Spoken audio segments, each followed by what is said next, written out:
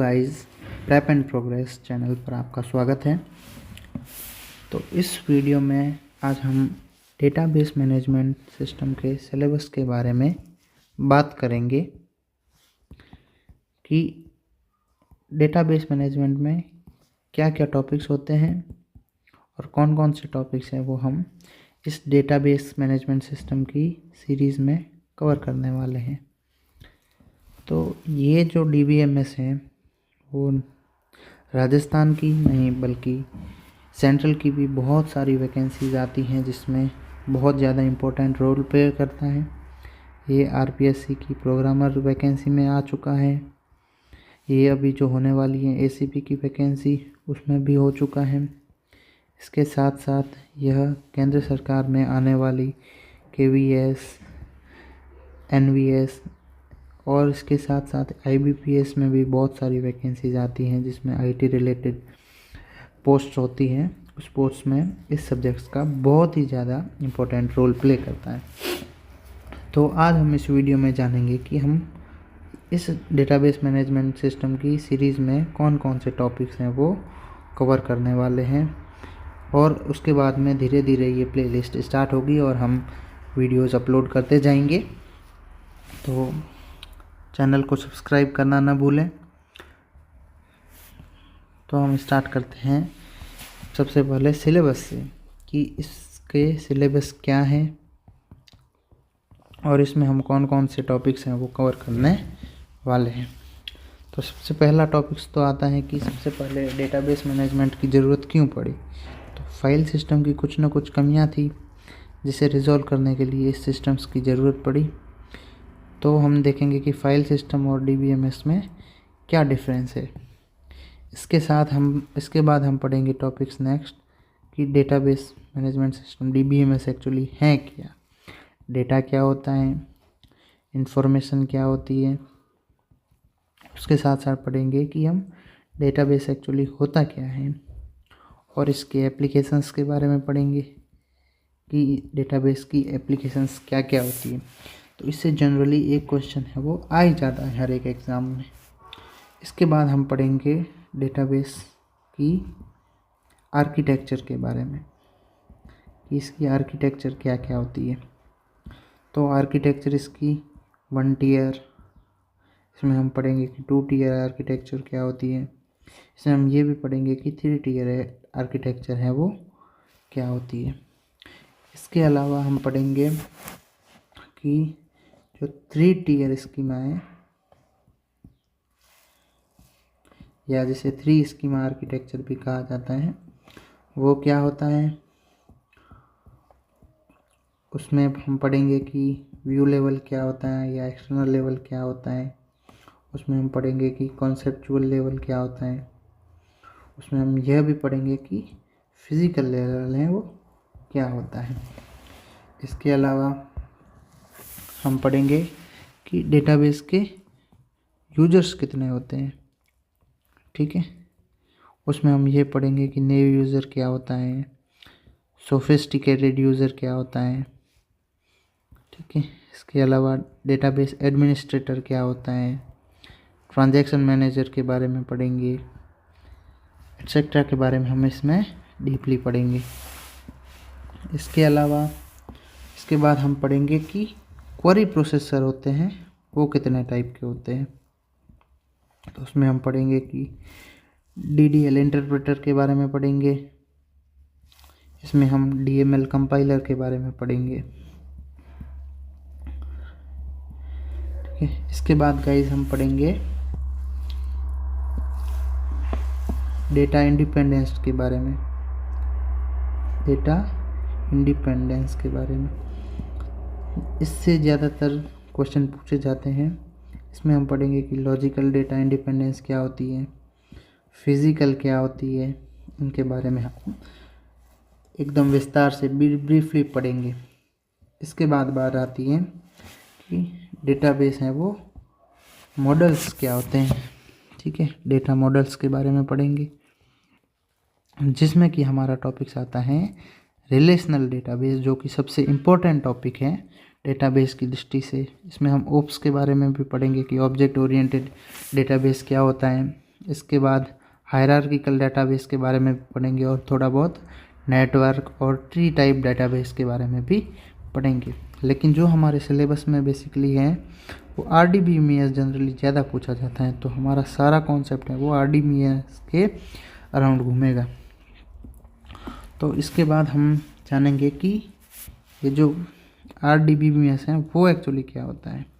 तो उससे पहले हम किसी भी डेटाबेस को ग्राफिकली कैसे डिज़ाइन करेंगे उसके बारे में पढ़ेंगे, जिसमें कि हम ER मॉडल के बारे में पढ़ेंगे, ठीक है, जिसमें हम एंटिटी के बारे में भी पढ़ेंगे, हम रिलेशनशिप के बारे में भी पढ़ेंगे और उसमें जो वेरियस डायग्राम्स वगैरह यूज होते हैं उनके बारे में भी हम पढ़ेंगे इसमें।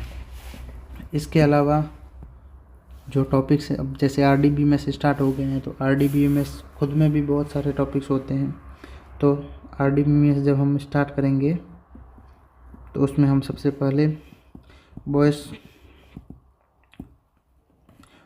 DF कोड्स के जो 12 रूल्स हैं उसके बारे में पढ़ेंगे। उसके बाद में इम्पोर्टेंट जो टर्मिनोलॉजी यूज़ होती है इसमें, रिलेशन, फील्ड एक्सेट्रा के बारे में पढ़ेंगे। उसके अलावा इसके बाद में हम पढ़ेंगे कि जो डेटाबेस में कीज़ का जो मेन कॉन्सेप्ट यूज़ होता है उसके बारे में पढ़ेंगे, विशेषकर कि जैसे सुपर की हो गई, ठीक है, फॉरेन की हो गई, प्राइमरी की हो गई, उसके अलावा सेकेंडरी की हो गई, ठीक है, और कैंडिडेट की हो गई। इन सब के बारे में हम अच्छे से पढ़ेंगे और साथ में न्यूमेरिकल्स भी सॉल्व करेंगे कि किस तरह से हमें वो न्यूमेरिकल सॉल्व कर सकते हैं। इसके बाद में जो कॉन्सेप्ट आता है वो फंक्शनल है, वो डिपेंडेंसी का कॉन्सेप्ट आता है कि फंक्शनल डिपेंडेंसी क्या होती है। इसमें हम पढ़ेंगे कि ट्राइवियल फंक्शनल डिपेंडेंसी क्या होती है, ठीक है, नॉन ट्राइवियल क्या होती है।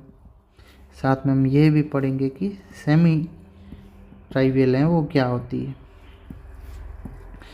ठीक है, और इसमें ये भी पढ़ेंगे कि फुल फंक्शनल डिपेंडेंसी क्या होती है। इससे क्या होगा कि हमारा जो अगला कॉन्सेप्ट है नॉर्मलाइजेशन वाला, वो कॉन्सेप्ट है वो हमारा अच्छे से क्लियर होगा, ठीक है, क्योंकि नॉर्मलाइजेशन में ये जो फंक्शनल डिपेंडेंसी वाला टर्म्स है वो सबसे ज़्यादा यूज होती है। तो हमें वो नॉर्मलाइजेशन के बारे में पढ़ेंगे। तो नॉर्मलाइजेशन को पढ़ते टाइम हमारे सामने बहुत सारे कॉन्सेप्ट आएंगे, जैसे 1NF का हो गया, ठीक है, 2NF हो गया, थर्ड नॉर्मल फॉर्म हो गई, BCNF हो गई। इन सब के बारे में हम मेनली पढ़ेंगे। साथ में 4NF और 5NF के बारे में भी हम डिस्कशन करेंगे और इनसे रिलेटेड हैं वो क्वेश्चंस को भी हम देखेंगे न्यूमेरिकल। इसके अलावा हम प्रॉब्लम सॉल्व करेंगे इनकी और प्रीवियस ईयर क्वेश्चंस भी साथ में लेंगे। इसके बाद हमारा कॉन्सेप्ट आता है डिकम्पोजिशन का। जो कॉन्सेप्ट है वो भी हम पढ़ेंगे नॉर्मलाइजेशन से पहले, ठीक है, जिससे क्या हुआ कि हमें बहुत सारी थर्ड नॉर्मल फॉर्म में कैसे बदला जाए इस सब के बारे में हम पढ़ेंगे। नॉर्मलाइजेशन में हम एनामोलीज के बारे में भी पढ़ेंगे, जिससे कि जनरली क्वेश्चंस पूछे जाते हैं और ये सबसे बेस्ट टॉपिक है एग्ज़ाम के दृष्टिकोण से। इसके अलावा हम जो सीखेंगे सबसे मेन कॉन्सेप्ट है वो इंडेक्सिंग का, ठीक है। इंडेक्सिंग में क्या होगा कि एक्चुअली डेटा को कैसे अरेंज किया जाता है, यानी कि फिजिकल स्ट्रक्चर के बारे में हम जानेंगे। तो उस इंडेक्सिंग में क्या होता है कि कंटिन्यूअस डेटा अलोकेट कर लो मेमोरी में या रैंडमली डाल दो, ठीक है। तो रैंडमली में हम पढ़ेंगे कि कैसे हैं वो लिंक्ड एलोकेशन कैसे होता है, ठीक है, इंडेक्सिंग कैसे यूज़ की जाती है, बी ट्री, B+ ट्री, इनके बारे में हम अच्छे से पढ़ेंगे।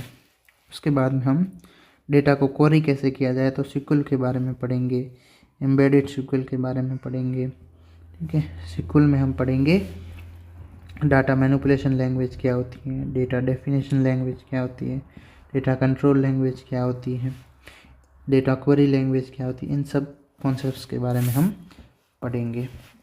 और साथ ही रिलेशनल अलजेब्रा का जो कॉन्सेप्ट होता है उसके बारे में भी हम पढ़ेंगे,